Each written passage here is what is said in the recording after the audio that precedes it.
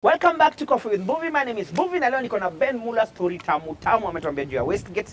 Na alikuwa anagusia kitu ka Garissa. Hebu gusia yako because we want to talk about that, about your presidential ambitions and what you're doing right now. Tell me about Garissa. No, you know, Garissa I think came 2 years after Westgate, almost 2 years. And you know, Westgate, I think I got over it so fast. And I even went ahead to start providing support to most of our fellow victims. Wow. In terms of encouraging them, in terms of, it was amazing. We even later formed what we call TVSI, the Terror Victim Support Initiative. Okay. And it was teaming up with also psychiatrists, doctors. There are those who are going for their physio and psychosocial support. Right. And it was amazing. But now when Garissa came, for some reason it hit me in a way I never imagined. How? You know, after Westgate I don't remember even crying or thinking about it. But when news broke out about those kids being terrorized there, and then by the end of the day the numbers started coming in, that we had lost over 100 kids, school-going kids.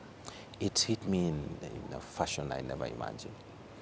I sat there imagining, you know, pictures even started circulating of how the kids were lying down on the floor and somebody just walking over each shooting you in the head, in the head. And it's a kid. Hiyo ilinigonga pali pabaya. I remember I cried and asking God, why would innocent kids like this go through that? And I think for me, now that is the incident that really got me like a reality of what Westgate was. And it was painful, but it's been a journey. I've met a lot of survivors from Garissa, and I remember even meeting quite a number of kids who were later transferred to Moi University. Right. And I forever continue praying for them. It's not anything you'd wish even on your worst enemy. It's not. Are these some of the things that were making you feel like I need to get into the political front and change one or two things? Absolutely. No, but I've realized it again, we can always make a difference from wherever we are. Yes. We always, at any one given time, there's always an opportunity to make a difference. Right. If you're just walking on the street and you are chewing gum, if you don't drop it on the floor or on the pavement, you have made a difference. Wow, good.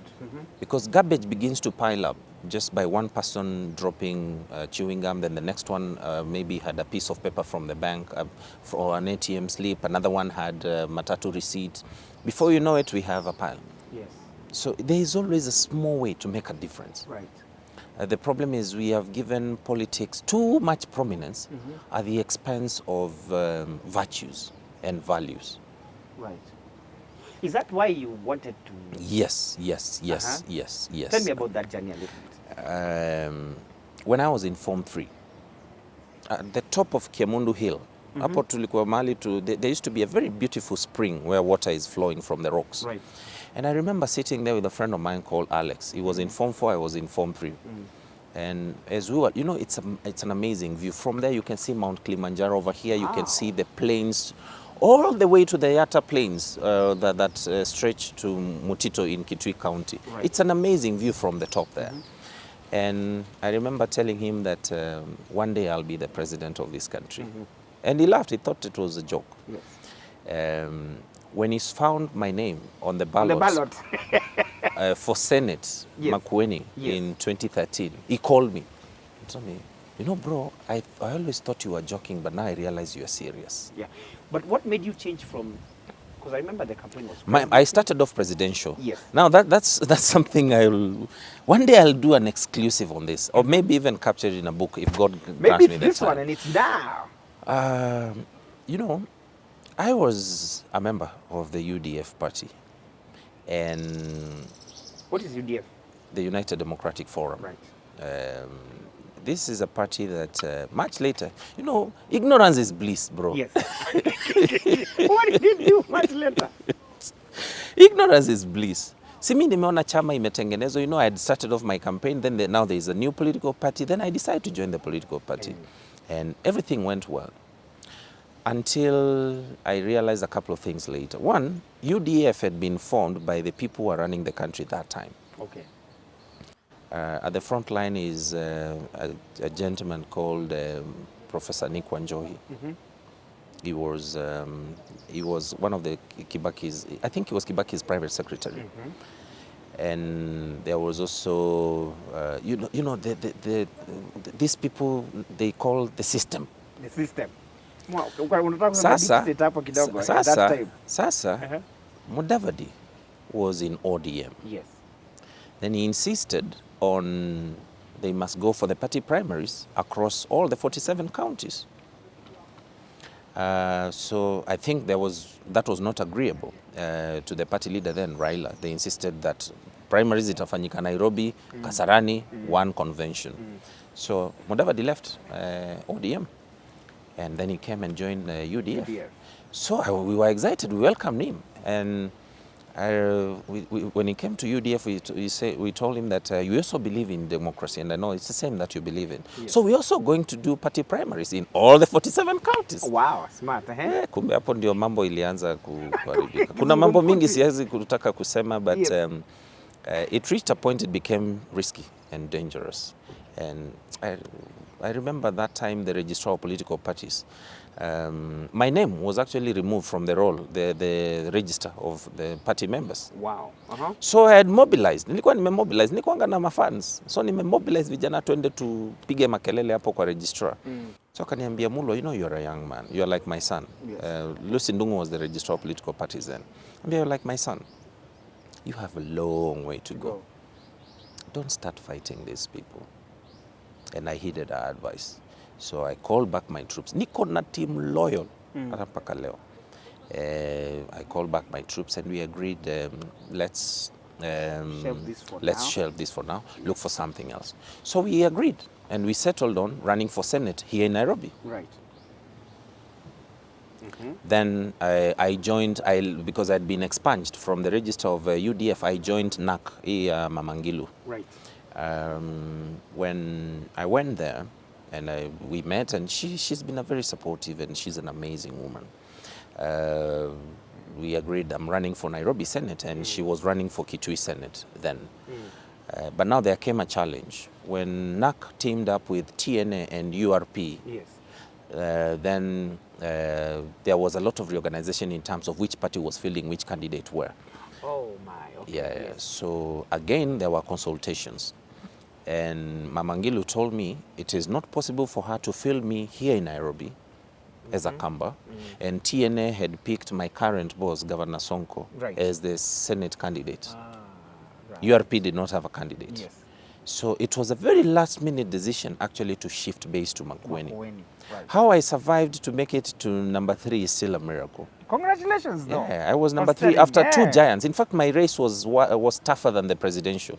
I was running against the late Mutula and Mwau, the boss. Aaron Mwau.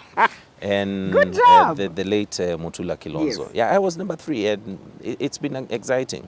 And after that reorganization, even our candidate in Nairobi, then now the current governor Nairobi, they came to campaign for me in Makueni, and it was amazing, because now we were a team. So that's why you guys kind of like hooked up. Yes, right. From around that time. Because after the presidential, my estimation was I wanted to run for Senate in Nairobi. Right. Yeah, but you know, Sonko that time was a juggernaut, a political juggernaut here in Nairobi. Yes. And yeah, so he won with a landslide. Yes. And ever since, here we are. And here you are. And here. And today we are at Yes. Governor Sonko's. We are at Governor Sonko's private office. And what do you do for him? I work as his private secretary and also his spokesperson. Yes. And it is something that I'm very passionate about. I think it is one of the greatest honors I have ever been granted in my life. Yes. To work for the Nairobi governor. He is a huge personality on his own. Yes. And by being the governor of the largest county in this country by population and by economy. And Nairobi, you know, is the heart of Kenya. Yes. all Kenyans from every corner of this country are here. So it has been an exciting journey, actually. Yes. Is it adrenaline filled? Because it is, because today, you know, Nairobi never sleeps. Yes. So there's always something coming up at any one given minute. Yes. Hata saizi ati nafika Friday, you're like, oh, I want to go relax. Wapi? Wapi? Unalipuka tena unaona kitu imetokea ingine now. You're always on your toes. Yes, and particularly, I think since December last year, it's been particularly challenging since the governor was arrested on allegations of corruption. The matter is still in court, and that changed a lot of dynamics because you know, he was barred from going to his office. That's why most of the times we operate from his Upper Hill office here, and other times I have assignments at City Hall. And you see, there's been a lot of negative press on him. So my work has been perhaps beyond what ordinarily it should be, because there's been a lot of misinformation going around the media. There's been a lot of bad propaganda going around the media. But the one thing that I genuinely like about my boss, he's such a hands-on fella, you have no idea. Really? And he has his pulse on literally anything going on in this city. Wow. But most importantly, I don't think I've ever interacted with somebody who is so results-oriented like him. And that's why in under 2 years, Nairobi, from the dirty, filthy city that we inherited, he's been able to do projects that have never been done since independence. Like now we have 3 new fire stations. The last time Nairobi got a fire station was in 1907.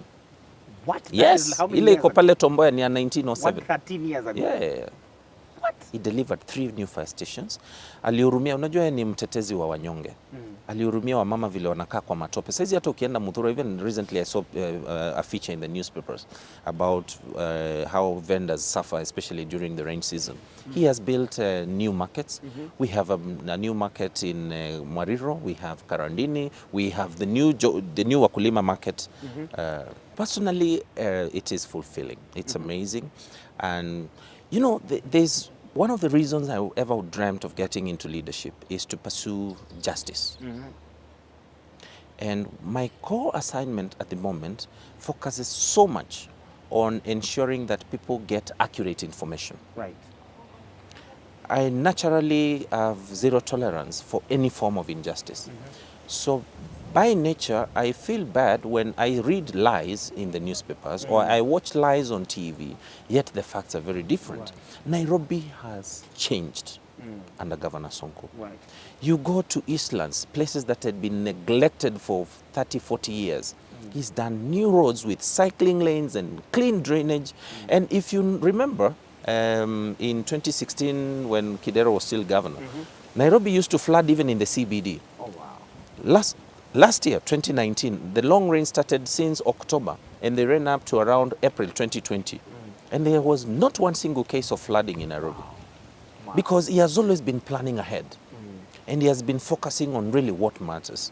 So what we are seeing currently is a lot of bad politics. There are people who are definitely not happy with his performance. You know, initially they thought he can never deliver. Yes. Then he shocked everybody.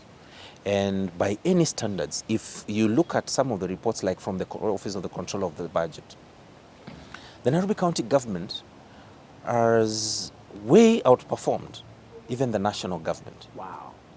Particularly on development.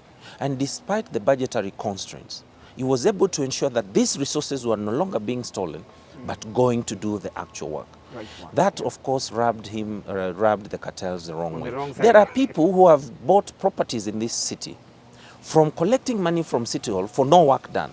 Tunakaa hivi vile tunakunywa tu kahawa na Mbuvi, tuko Java, tunachora invoice, tunapeleka City Hall. After 2 months, after 2 weeks, pesa imetumwa, tunagawana. For no work done. Yes. So that is one thing he killed completely. Yes. And of course there are people, unajua ni kama samaki walikuwa wamezoea kuswim hapo, alafu suddenly umefungulia maji yote imeenda. They're like, what do you mean? mean? What do you mean? Unaona vile huwa zinaanza kuruka. So what you are witnessing currently ni samaki wale walibaki kwa mchanga. Maji ilifunguliwa ikaenda, sasa wakaambiwa wajipange. Kama watajifunza kukula nyasi sawa. In a small nutshell, because Yes. I know time is not on our side. Yes. I just want you to just highlight what working, you've said what working here has exposed you to doing. Yes. What you intend to do with that, so that we see what we expect from Ben MULWA in the future. In like a minute. In like a minute. Actually 30 seconds. No, actually. And then give me handles. Yes. And that's it. I don't want to specifically say where I want to be maybe next time, but the one thing I know is this role has really opened up so much for me, and I look forward to continue serving Kenyans in the same or similar capacities. Right. It's made so much difference in my life, Right. and I hope that one day people will be able to appreciate the little role that I played alongside in supporting the governor Right. to achieve his mandate. Right. Despite the noise and the kelele and all that, I look through reports and I'm satisfied that we have been able to. And these are things that you can never erase in history. Right. As I told you, I studied mathematics. Now I'm doing communications. Right. And when I was in Kiemundu, I didn't even know. Actually, I wanted to be an architect when I was growing up. Right. So only God knows where. Only God knows. Yeah. And now for people to follow you, tell Yes. them what your handles are, Oh, so that they can keep following. everything about me is just Ben MULWA. Facebook is Ben MULWA. Twitter is at Ben MULWA. Instagram is Ben MULWA. What else? Any other handle that you have. Hata WhatsApp ni Ni Ben Ben MULWA. MULWA. Hata WhatsApp ni Ben MULWA. It's been fabulous today. Thank you for coming, Ben MULWA. Thank you Or is it so thank very you for much. us coming. Yeah, thank And you, it's been thank a you so beautiful much. interview. We've enjoyed ourselves. A little different from what we normally do, and that's it. That's it about Coffee with Mbuvi. Absolutely. We'll meet whoever you want us to talk to and have a feel of who they are, how they pulsate. From us, we want to say good evening. Hope you enjoyed the show. We'll be back next week with more scintillating show from Coffee with Mbuvi, Dr. Mbuvi. See you next week. Moving.